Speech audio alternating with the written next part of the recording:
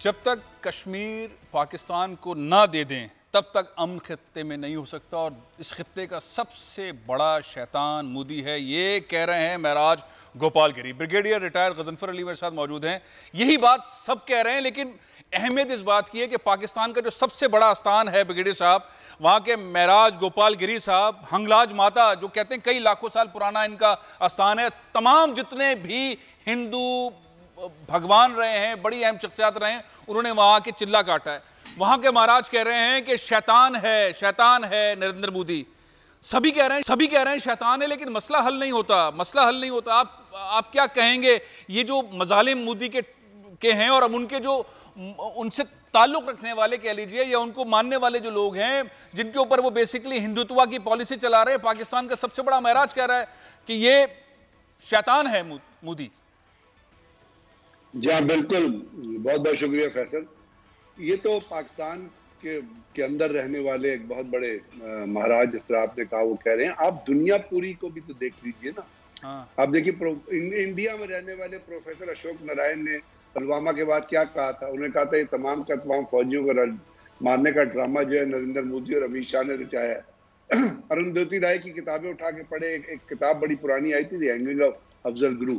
उसके अंदर उन्होंने पूरी फोरकास्ट दे दी थी कि ये जो बीजेपी और आरएस का नेक्सस है, ये किस तरह लोगों को मरवाएगा। इंडिया के अंदर एक बहुत बड़ी किताब आई थी, अंडर कवर, जो वहाँ के एक बड़े इन्वेस्टिगेटिव जर्नल ने, अशीक खतान ने लिखी थी। उसने आरएसएस और बीजेपी के अंदर अंडर कवर जाके उसने काम किया था। और वहां उसने कहा था कि इनकी डायरेक्शन जो है, खासतौर पर जो लीडरशिप है, ये रेप और मर्डर, किलिंग, लोगों को अगवा करना, ये कॉमन फिगर है, ये प्रीच करते हैं ये चीजें। अब अविनाश पलीवाल ने अभी एक किताब लिखी है, आपने वो पढ़ी भी होगी, जो लेक्चरर है इन डिप्लोमेसी पॉलिसी व स्कूल ऑफ ओरिएंटल स्टडीज में लंदन में। उन्होंने कहा कि अपना किस तरह उन्होंने अनर्थ किया है तमाम का तमाम जो पुलवामा और जो इंडिया के बारे में क्या कहते हैं और किस तरह पाकिस्तान के स्टांस को उन्होंने किस तरह वैलिडेट किया। ये भी छोड़ जाइए, नेहरू पे चले जाइए। जब वो जाली इंस्ट्रूमेंट ऑफ एक्सेशन जब साइन कराया था ना, और वो महाजन जो था चीफ मिनिस्टर जम्मू का, वो गया था नेहरू के पास और कहा कि हम आपके साथ एक्सेशन करना चाहते हैं। हाँ। तो उसी इंस्ट्रूमेंट ऑफ एक्सेशन में एक लाइन दी हुई है। उस लाइन का मतलब है कि रेफरेंस, उस लाइन का हेडिंग है रेफरेंस टू द पीपल।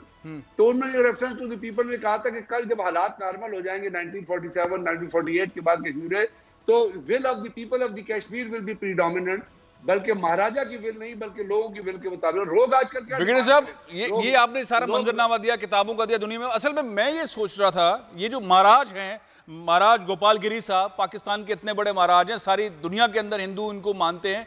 अगर कोई उनका मजहबी रहनुमा ये बात कहे कि मोदी की वजह से अमन नहीं है, पाकिस्तान की कोशिशें हो रही हैं, अच्छा, उनके ऊपर कोई दबाव नहीं डाला? आपने देखा होगा, मैंने तो उनकी गुफ्तगू से मैं हैरान रह गया जब ये मामला आया और उन्होंने कहा कि शैतान है मोदी और उसकी वजह से हिंदुओं को नुकसान हो रहा है, खित्ते को नुकसान हो रहा है। इस चीज को, उनकी दुआ को, उनकी जो पूजा है, उसको वैल्यू देनी चाहिए, हिंदुओं को वैल्यू देनी चाहिए। हर कॉमन हिंदू जो है ना फैसल भाई, एक चीज इसमें हमें अभी एक चीज को तफरीक कर लेनी चाहिए जी। एक है कॉमन हिंदू जो इंडिया में भी रह रहा है, पाकिस्तान में भी रह रहा है, पूरी दुनिया में रह रहा है, हमारी तरह का वो इंसान है जी। एक है जो लीडरशिप है, और लीडरशिप का जो नेक्सस है, ये जो दहशतगर्दी का जितनी सराउंडिंग है, जो दहशतगर्दाना पॉलिसी है, जो हिंदुत्व का टॉर्चर है, जो ये लीडरशिप की तरफ से इम्पोज किया जा रहा है। आज भी कॉमन हिंदू नरेंद्र मोदी को गाली देता है, बीजेपी के गुंडे, अदर देन वो बीजेपी, यानी अगर सिक्स जिन्होंने इतना अरसा इंडिया के साथ गुजारा, आज उनके अकाली दल आके दिल्ली की सड़कों पे खड़े हुए हैं और वो वहां पे पाकिस्तान जिंदाबाद के नारे लग रहे हैं और वो नरेंद्र मोदी को दुनिया का सबसे बड़ा दहशतगर्द करार दे रहे हैं। अगर इंदिरा गांधी को पॉइंट ब्लैंक रेंज पे गोली मारी गई सिखों से, तो वो दहशतगर्दी का नतीजा था। अगर गांधी को कत्ल किया गया, जो पीस एक्टिविस्ट थी, वो आरएसएस और बीजेपी ने किया, तो ये तो पैदाइशी दहशतगर्द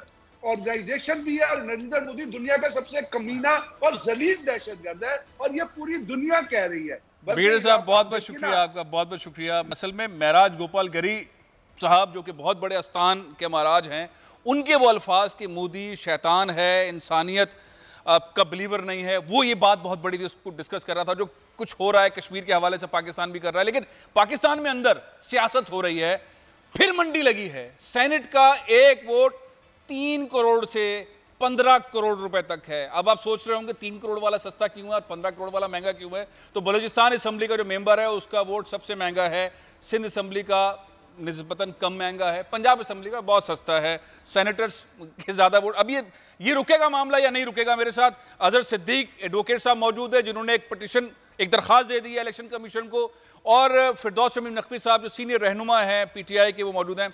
शमीम नकवी साहब अस्सलाम वालेकुम। वालेकुम फैसल भाई, कैसे हैं? मैं बिल्कुल ठीक हूँ। मैं बड़ा वो हूँ कि हर आदमी इस वक्त सियासत करने वाला, जो दोस्त अहबाब है, हमारा मेंबर पार्लियामेंट है, MNA सेनेटर है, वो इस वक्त बात सिर्फ यही कर रहा है वोट के देने का। आप अपने ताल्लुकात से कुछ दिलवा दें, मिलवा दें, किसी से बात करवा दें, हम तैयार हैं, हमारे पास कैंडिडेट है। हर साल ऐसा ही होता था, इस साल भी यही हो रहा है। इमरान खान साहब ने कहा ऐसा नहीं होने दूंगा, अपने लोग भी निकाल दिए, बड़े फैसले किए, लेकिन अब भी मंडी वैसे ही सजी हुई है। नकवी साहब देखिए, पहली चीज तो ये है कि थोड़ी बातें दुरुस्त कर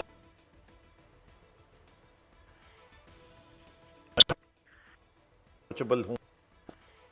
आवाज आपकी ठीक नहीं आ रही, तो सबके करेंगे वो समझते हैं कि ये इतने बुनियादी लोग हैं कि इनको तो जाके अपनी जो है पत्थर के साथ अपना सर मारने वाली बात है। दूसरी बात ये आपने दुरुस्त की, जितने ज़्यादा वोटों पे सेनेटर इलेक्ट होता है उतनी ही सस्ता रेट हो जाता है। सिंध में जनरल सीट के ऊपर 21 वोट सेनेटर MPs के वोट चाहिए, लेकिन टेक्नोक्रेट की सीट के लिए और औरतों की सीट के लिए 56 वोट चाहिए। अच्छा, अब अगर कोई, जो आप करोड़ों की बात कर रहे हैं, तो कितने पाकिस्तान में शौकीन लोग हैं जो एक आपने तो 3 करोड़ रुपए की कुछ बताई कि सेनेट की सीट के लिए 56 लोगों में से 3 करोड़ दें तो 180 करोड़ रुपए में सेनेटर बनेगा। मैं समझता हूँ कुछ मेरे ख्याल से मीडिया पे इसकी हाइप को ज़्यादा किया गया है।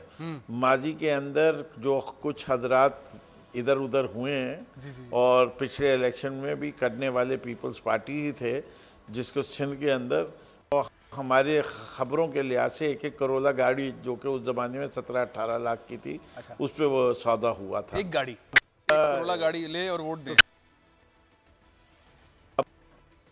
बस जो मेरे अच्छा, उसमें आई, अच्छा, 4 वोट बिके थे तकरीबन इसके ऊपर। और ख़रीदार पाकिस्तान पीपल्स की थी सिंध असम्बली के अंदर। अच्छा, मेरे लिहाज से पाकिस्तान तहरीक इंसाफ ने बहुत सारी तदबीर की हैं। पहली चीज़ जो है कि KP की असम्बली के अंदर एक एक्शन किया था, जिसके बाद 20 मेंबरान को निकाल दिया था। ने ट्रेसेबिलिटी के लिए ये किया है। नकवी साहब की आवाज़ कट रही है दूसरी सबको एक यूनिक पैटर्न, ये वो यूनिक पैटर्न ऑफ वोटिंग अगर नहीं उन्होंने उसके लिहाज से वोट डाले थे तो फौरन आइडेंटिफाई किया जाएगा कि इस आदमी ने वोट नहीं डाला पार्टी की हिदायत के लिहाज से। ये भी एक बहुत बड़ा प्रिवेंटिव मेजर है जो हम इम्प्लेस करें, और वो सॉफ्टवेयर लिख दिया गया, वो पंजाब असेंबली में भी चलेगा, वो KP में भी चलेगा, बलूचिस्तान। अच्छा, लेकिन वो सॉफ्टवेयर लिख दिया जाए तो उसके जरिए आखिरी चीज़ ये कि हम प्रिंसिपली इस बात को डिस्करेज करने के लिए, देखिए ये नहीं हम कह रहे कि आप फ्लोर क्रॉसिंग जिसको चाहे, लेकिन अच्छा, बांगे दखल दे ना। छुपके क्यों दे? अच्छा, बांगे दखल के कि मुझे अपने पार्टी का नॉमिनी अच्छा नहीं लगा था, मैंने इसको वोट दिया, फिर उसको डिफेंड भी करें। क्या बात। और अगर ये करने की हिम्मत नहीं है तो ना दे, बिल्कुल ना दे। अच्छा, अब अजहर सिद्दीक भी मेरे साथ मौजूद है, बहुत ही ज़बरदस्त किस्म के ये दरखास्तें, पिटीशंस, केसेस करते हैं। इन्होंने एक इलेक्शन कमिश्नर को जो है वो एक दरखास्त दे दी है। अजहर सिद्दीक साहब, आपकी दरखास्त पे फैसला हो ना हो, लेकिन आपने सवाल उठा दिए हैं कि सिविल सोसाइटी भी ये चाहती है कि भाई ये करप्शन खत्म हो, ये वोट बिकना खत्म हो। आपकी प्ली क्या है अजहर सिद्दीक साहब? बहुत शुक्रिया फैसल। देखिए, बुनियादी तौर पर हम भी पाकिस्तानी बड़े फिक्रमंद हैं कि क्या पाकिस्तान में एक तरफ बातें हो रही हैं कि करप्शन खत्म हो रही है, कम हो रही है, लेकिन दूसरी तरफ ऐसे मौके हर वक्त दस्तयाब हैं जहां आप खुल्ला बोली लगाते हैं, पैसे वसूल करते हैं और अपना काम सारा करके साइड पे बैठ जाती है। इसीलिए इस चीज को सामने रखते हुए मौजूदा गवर्नमेंट ने कोशिश की एडवाइजरी जुरिसडिक्शन में भी आए और आईनी तरमीम भी ले आए, लेकिन नजर आ रहा है कि जो खबरें हैं जो बनी हुई हैं उनके पास पैसा भी है, उनके पास इन्वेस्टर्स भी मौजूद हैं। सब्सक्राइब करें और बेल दबाएं ताकि कोई खबर रह न जाए।